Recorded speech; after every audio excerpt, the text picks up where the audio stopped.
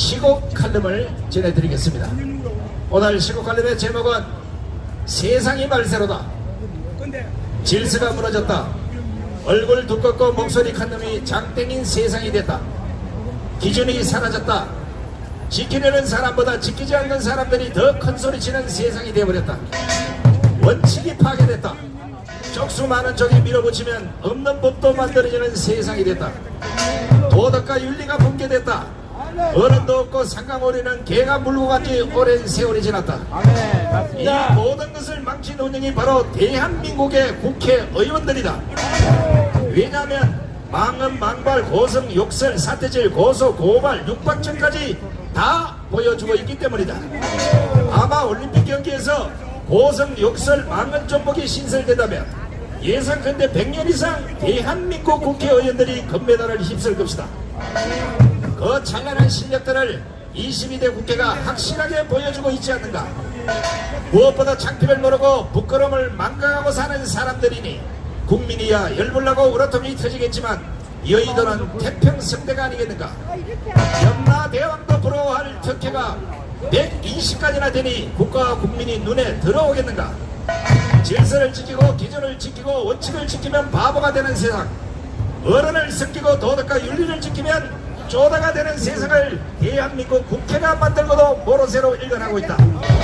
윤석열 대통령은 내년이 오기 전에 우리 사회 질서, 원칙, 기준을, 윤리, 도덕을 바로 세우지 못하면 역대 가장 무능한 대통령으로 기록될 것임을 알아야 한다.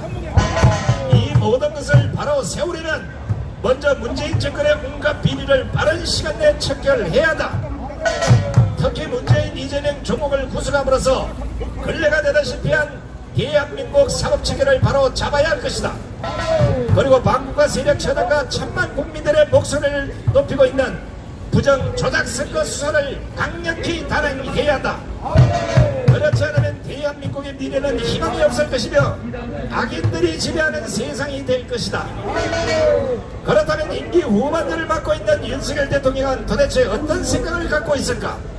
반국가 세력과 종전선언을 노래 부르고 다닌 자들을 일벌백계 할 줄 알았지만 그것은 아니었다. 때문에 답답한 임기 전반을 상기하면 임기 후반도 반전은 보이지 않고 있다.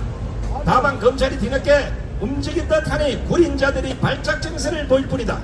문제는 반전보다 임기 후반 무엇을 우선순위에 두고 있는지 도저히 감이 잡히지 않는다는 것이다. 민심은 흉흉해지고 지지자들조차도 등을 돌리고 있음에도 윤석열 대통령의 한박이 없다. 민심의 호소는 변하지 않았다. 임기 시작부터 지금까지 문재인, 이재명, 조국 구속이다. 4.10 총선 이후에는 국민 주권을 도둑질한 부정조작선거 원흉들 척결이다. 그런데 여전히 윤석열 대통령은 함흥처사다. 문재인은 2년 반 동안 태평성대로 살도록 가만두었다. 이재명은 차고 넘치는 범죄 혐의에도 불구하고 국회로 들어가 방탄 뚜껑을 뒤집어 쓰게 만들었다. 조국은 1심과 2심 모두 징역 2년의 실형을 선고받았다. 하지만 법정 구속을 하지 않아서 정권 공격의 선두에 세워졌다. 그런데 이들이 모두 윤석열 대통령과 김건희 여사의 공격 대장이 되어 좌파 여론을 이끌고 있으니 이것이 얼마나 웃기는 일인가. 윤석열의 자업자득이 아니라면 짜여진 보온으로밖에 볼 수 없는 것이다. 이들은 도원결이 의기투합, 방탄공조를 넘어서 운명 공동체까지 결성했다. 정권을 되찾자며 한 목소리로 윤석열을 끌어내리겠다는 것이다. 그것도 공개적으로 저격을 하고 있음에도 특별한 대책이 없어 보인다. 여론조사 기관을 믿지 않지만 윤석열의 지지율은 곤두박질 치고 있다. 이 상태로 가면 바닥을 뚫고 지하로 내려갈 수도 있다. 윤석열 대통령은 지지율 신경을 안 쓴다고 하지만 국민의 절반이 좌파 선동에 놀아나고 있음을 반드시 알아야 한다. 지금이야 천만 강함은 세력이 버티고 있으니 좌파 민심이 폭발을 못하고 있는 것이다. 하지만 윤석열 대통령의 냉철한 결단이 없다면 우파 민심도 결국 윤석열 대통령을 버리게 될 것이다. 그때가 되면 좌파 발작은 박근혜 대통령 불법 탄핵 때처럼 폭발할 것이고 윤석열 정권은 천하태평 세월을 아마 그때쯤 되면 끝장을 내야 할 것이다. 아니 우파에는 아예 관심이 없는 윤석열 대통령을 바라보고 있는 우파 국민들의 속은 불이 나고 화가 나고 우라통이 터지고 이승만 박정희 전두환 대통령처럼 강단 있는 우파 정신이 윤석열 대통령에게는 없어 보인다. 이러다 보니 화가 난 국민들은, 화가 난 우파 국민들은 윤석열은 좌파다, 문재인과 한통속이다 믿지 못하겠다며 서서히 등을 돌리고 있다. 그나마 어리를 지켜보려는 진성 우파들조차도, 강함의 세력조차도 우라통이 터진다며 복장을 치고 있다. 검찰총장 출신 대통령에 대한 종북 세력 싹쓸이 희망을 접은 지도 꽤나 시간이 지났다. 좌파 몸통 척결에 걸었던 기대도 일찌감치 접었다. 그나마 부정조작 선거와 관련 특단의 조치를 해줄 것을 바라면서 7, 8월 38도에서 40도의 폭염에도 우리는 투쟁을 멈추지 않았다. 윤석열 정권의 반전 무기는 없다. 어떤 일을 해도 돌아올 것은 좌파들의 공격, 비난, 엄포, 계단뿐이다. 이런 것들로 임기 후반을 마치려면 차라리 지금 우파에게 탄핵을 당하는 것이 좋지 않겠는가.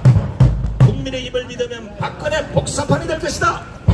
한동훈부터 배신을 때릴 것이고 탄핵 동조자도 여러 나올 수 있다.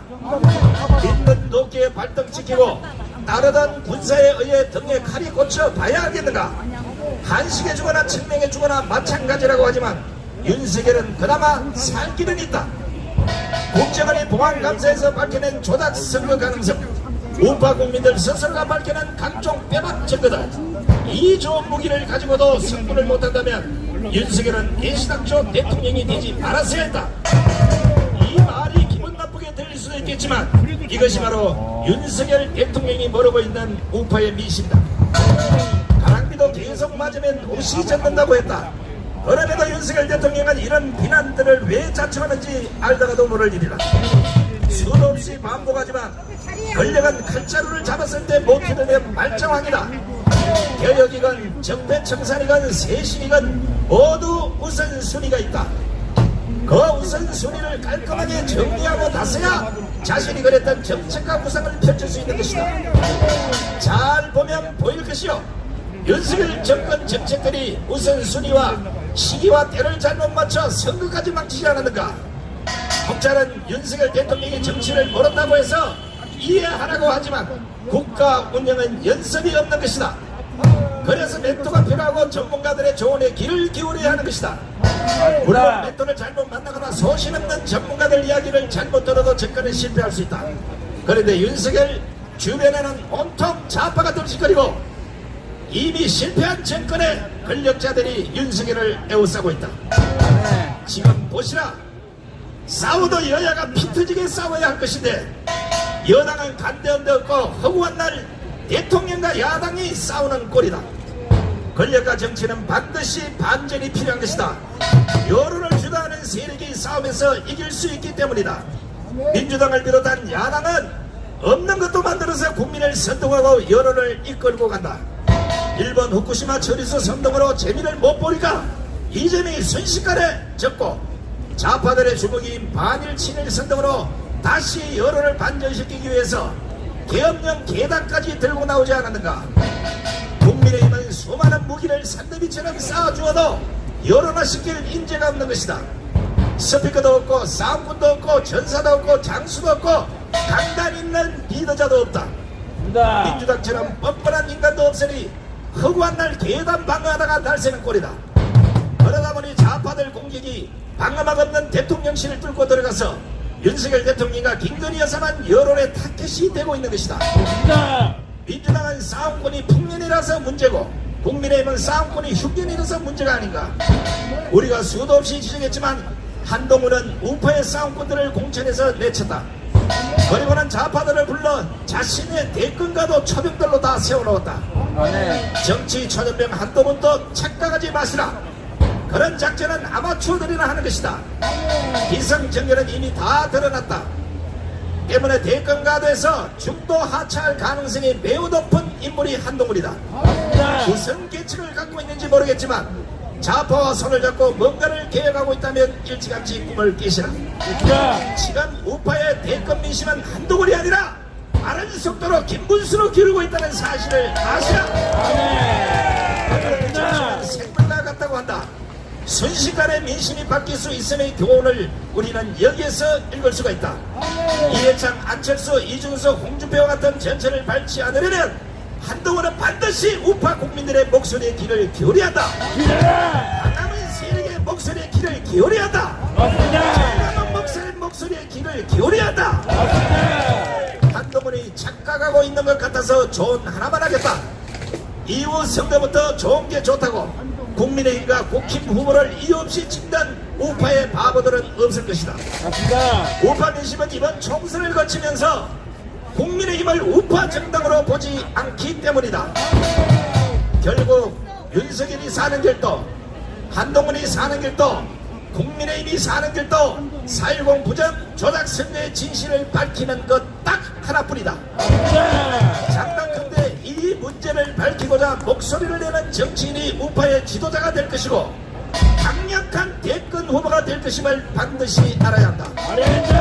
우리의 말이 탐탁지 않다면, 아니 도저히 믿을 수가 없다면, 지금 기자회견에서 칼럼을 낭독하는 손상대 말을 믿을 수가 없다면 강화문에 직접 나와서 두 눈으로 똑똑히 보시라. 강화문에 나올 수 있는 그런 강단조차도 없다면 그 사람은 대권을 포기하시라. 결과는 좌파문의 재물이 될 것이고 본인은 감옥에 갇힐 것이 뻔하기 때문에 더 이상 우파의 실수를 줄이기 위해서도 강단 없는 지도자는 우파의 지도자가 될 수 없음을 경고한다. 2024년 9월 22일 전국안보 시민단체 시국 칼럼 대표자 일동 실력 애국 국민들께 견제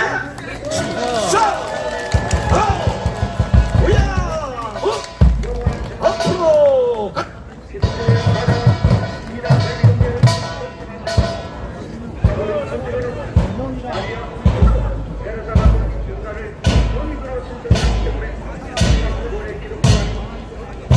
자, 앞으로는